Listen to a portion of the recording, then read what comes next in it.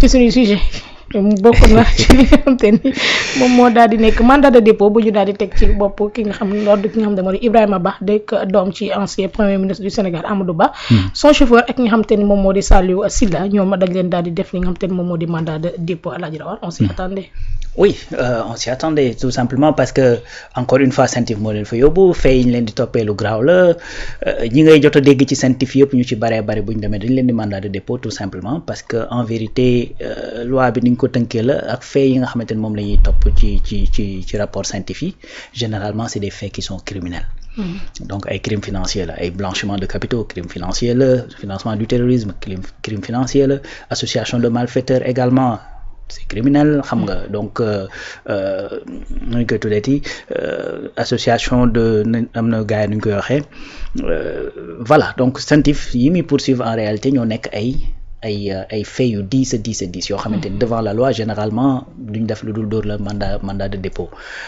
concernant cas bi nag c'est-à-dire dès le départ dès le premier rapport bi mu génnee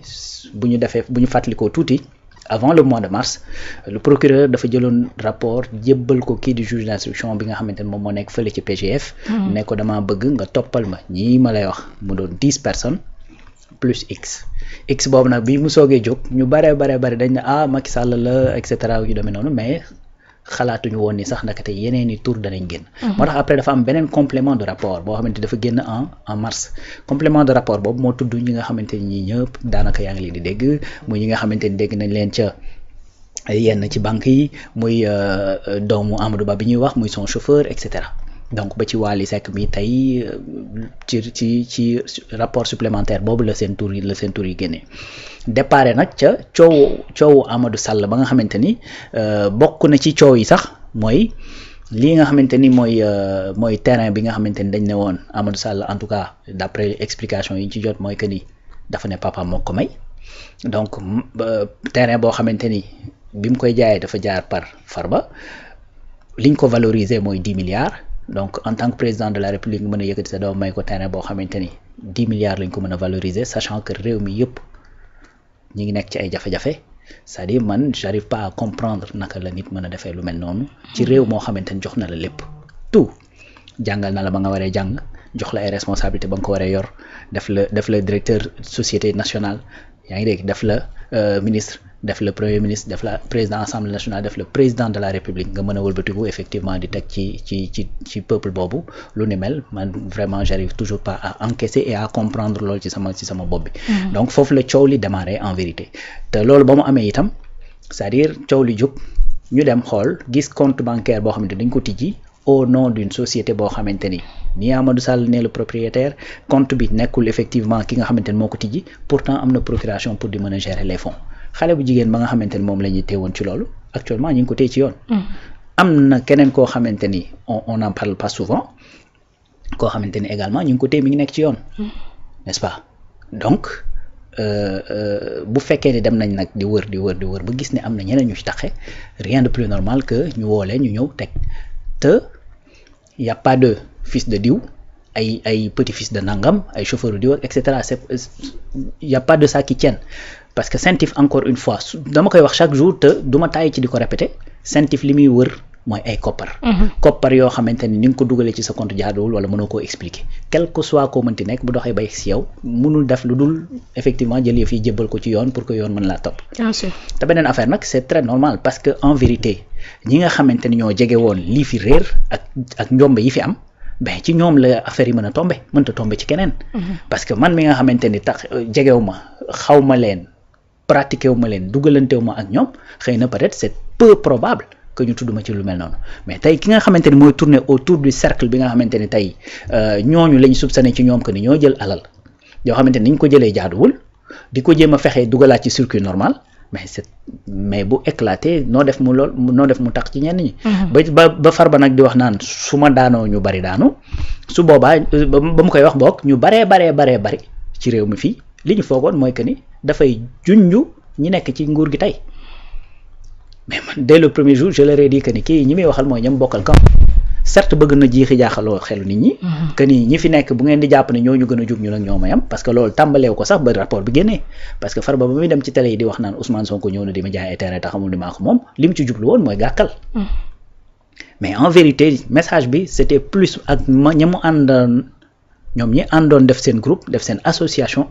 di def naka su dul noonu ci suñuy deniers publics le message était pour ñooñu tey yow mii nga xamante ni yow lañ tudd sa doom tey wala boog ñeneen ñi nga xamante ne ay responsable lañu woon bu ngeen jógul jàpp ci combat bi ba ma dem xam leen ni danañ daanu benn par benn te c'est exactement ce qui est en train de se passer. Effectivement. Voilà donc encore une fois Centif mu ngi nekk di wéyal di doxal liggéeyam yàgg na nekk ci réew mi di doxal liggéeyam dañ koo bàyyiwul woon mu doxal ko ni mu ko war a doxee parce que en vérité quand Moussa Bokar dem TFM ne la dañuy jox rapport le procureur mu classé que sans suite alors que c'est totalement faux parce que loolu mënta nekk rapport Centif la doon wax d'ailleurs ba mu ko waxee ci saa si Daouda Mine da ko rectifier donc loolu dafa trahir subconscient comme quoi que ni man bokk li ma ci jàngee mooy en vérité pratique la kon ñoom bu ñu doon def danañ jël rapport yóbbu ko ci procureur bañ ci def liñ ci war a def parce que tout simplement le procureur dépend du ministre de la justice qui dépend du premier ministre qui dépend du président de la république donc su fekkee le président de la république jaarut yoon le premier ministre jaarut yoon le ministre de la justice mën nañu am ci moom xel bu jiixi jaaxa parce que tey quand un premier ministre dit jàpp nañ 2000 xale tëj ci kaso bi tout simplement parce que dañ leen bëggoon protéger quand un premier ministre dem un ministre de la justice du moins dem fële ca nu ma koy tuddati Union européenne di fa wax naan jeunes yi fi dee 16 lañ dem fële ca France 24 di layal naan dafa am ay forces obscures yoo xamante ne dañoo dugg ci biir réew mi mais bu fekkee ne am na leneen loo xamante ne lu defawul la loo mën a njort ci moom mën nga ko njort ci moom donc à plus forte premier ministre également boo xamante ne rak koro président baa génn ne ba mu ne na ma moytu ba ma ko demee wax dani moom it na ma moytu parce que ñun ñaar ñëpp yor nañ kenn ku ci nekk ay dossier donc sur chaîne boobu yëpp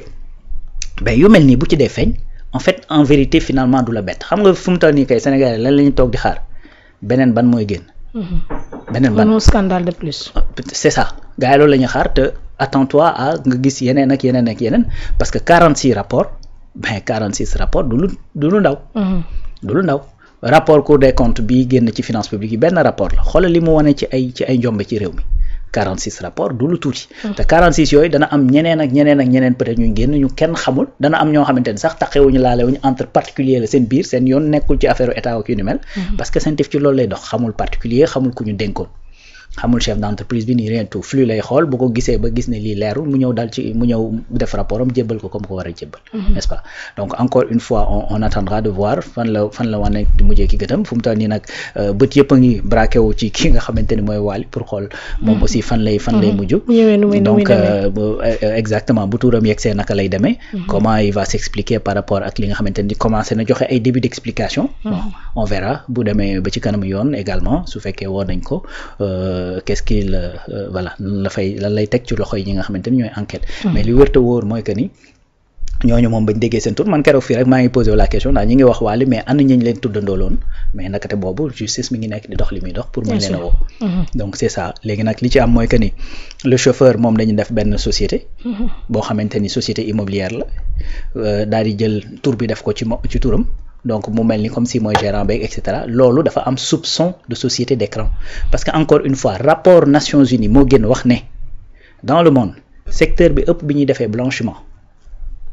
kii la immobilier moo tax boo xoolee actuellement ñi ñuy topp ñëpp ci lu jëm ci mel noonu certes li ma la wax Tahirou ay société immobilière lañ ko fekkee Farba ay société immobilière lañ ko fekkee tey ñi ngi wax doomu Amadou Ba société immobilière également moo ci taq n'est-ce pas parce que société immobilière yi en fait mu ngi noonu donc c'est un secteur boo xamante ni dafa bëri lu ñu fay def blanchiment de capitaux mais également les parkings automobiles yaay fekk fii li sama doyen Samba di wax yaay fekk benn parking boo xamante ni boo ñëwee fekk fa ay oto janvier ba décembre même oto yi ngay fekk ñu gaare te pourtant dañuy def du chiffre yenn milieu yi le showbiz yenn sport yi comme ni ko l'ancien président de Centif doon waxee lamb ji te moom dafa ne produire na plus d'une centaine de loolu de rapport Centif te kenn mësta dégg Centif donc en tout cas aujourd'hui moom jàppal ni le nouveau régime am na ay mécanismes ak ay leviers yoo xamante ni maanaam def fi la fa daan xew dem ba bërki dem ba pare rëcc ci mën naa jafe. mën na jafe lool ndax lanceur d'alerte yaa ngi fi droit d'accès à l'information mi ngi fi OFNAC changé nañ ko CENTIF mi ngi def liggéeyam PGF également ma ngay def li muy def. donc loolu c'est des manières de verrouiller vraiment pour éviter à ce que circonstances yi fi amoon wéy di fi amaat. maintenant qu'en est-il du cas de Amadou Sall. parce que moom tamit bu ñu daal di waxee tamit lépp turam day daal di génn lu bari ci li nga xam te ne moom moo di dossier yi. waaw Amadou kay moom pierre angulaire la moom ça vraiment parce que en vérité un chômeur boo xamante ni il peut brasser autant d'argent ça en fait boo xoolee ba ci biir ben boo defu nag nga gis loo xamante ni yoon da koy tere. parce que loolu c'est papaam moo wax ne Amadou ngi nii xam nga li jàng na ba pare dafa am problème mu am liggéey parce que tout simplement c'est le fils du président. mais voilà ce fils du président bi nga xamante ni moom la kii di waali taxaw di wax naan ku ne xam na ni doomu président daal liquide. su ma bëggoon def lu dëng damay dem jël liquide te du ma jël chèque donc lu jub la ci bëgg woon en quelque sorte d'après li mu bëgg a wax mais sauf que la question mooy qu'est-ce qui fait que juste parce que tu es le fils du président tu dois être liquide. d'autant plus que sa papa nee na chômeur nga amoo liggéey. Voilà, donc loolu c'est un problème. Comment effectivement le président peut prendre un terrain qui peut coûter 10 milliards jox ko koo xamante ni amul lu mu ciy nëbb papa moo ko may nice sans problème mais pour nga mën a jot ci alal jooju il faut nga tijji compte boo xamante ni sa tour nekku ci keneen a ci nekk defal la ci procuration loo ci nëbb. n'est-ce pas donc voilà toutes ces questions qui se posent nga xamante ni dafay nekk autour de Amadou Sall mais y a pas que